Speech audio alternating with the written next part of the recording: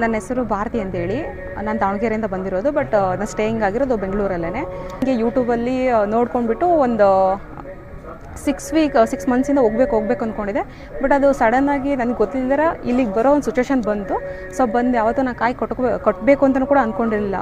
But ಸಡನ್ನಾಗಿ all of sudden ಇಲ್ಲಿಗೆ ಬಂದ ತಕ್ಷಣ ಮೈಂಡ್ ಅದು ಹೆಂಗೆ ಚೇಂಜ್ ಆಯಿತು ನನಗೂ ಗೊತ್ತಿಲ್ಲ. ಬಂದ ತಕ್ಷಣ ನಾನು ಕಾಯಿ ಕಟ್ಟಿದೆ.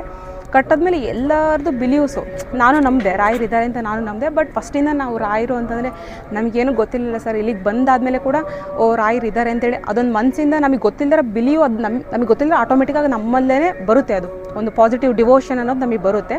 ಸೊ ನಾನು ಮಾಡ್ತಾ ಬಂದೆ. ಇವತ್ತಿಗೆ ನಂದು ಸರ್ 8ನೇ ವಾರ ಕಂಪ್ಲೀಟಾಗಿ 9ನೇ ವಾರಕ್ಕೆ ನಾನು ಕಾಲಿಟ್ಟಿದ್ದೀನಿ. ನಂದು ಲಾಸ್ಟ್ ವೀಕು ಸರ್ 7ನೇ ವಾರದಿಂದ 8ನೇ ವಾರ ಮಧ್ಯದಲ್ಲಿ ನಾನೇನು ಅಂದ್ಕೊಂಡಿದ್ದೆ ಆ ಕೆಲಸ ಈಡೇರಿದೆ ಸರ್. 100% ಕೆಲಸ ಈಡೇರಿದೆ. ಸೊ ಅದು ಕೆಲಸ ಈಡೇರಿದೆ ಅನ್ನೋಕ್ಕಿಂತ ಮುಂಚೆನೂ ಕೂಡ ನನಗೆ ಗೊತ್ತಾಗ್ತಿತ್ತು ಒಂದೊಂದು ವಾರದಿಂದ ಚೇಂಜಸ್ ಕಾಣ್ತಾ ಬಂತು ನನ್ನ ಲೈಫಲ್ಲಿ. ಪಾಸಿಟಿವ್ನೆಸ್ ಅನ್ನೋದು ನನ್ನ ಸುತ್ತಮುತ್ತ ಹರಿದಾಡ್ತಾ ಇತ್ತು. ಪಾಸಿಟಿವ್ನೆಸ್ ಅನ್ನೋದು ಕೂಡ ನಾನು ಅಂದ್ಕೊಂಡಿದ್ದು ಈಡೇರಿದೆ ಸರ್. ಅದೊಂದು ಖುಷಿಯಾಗಿದೆ.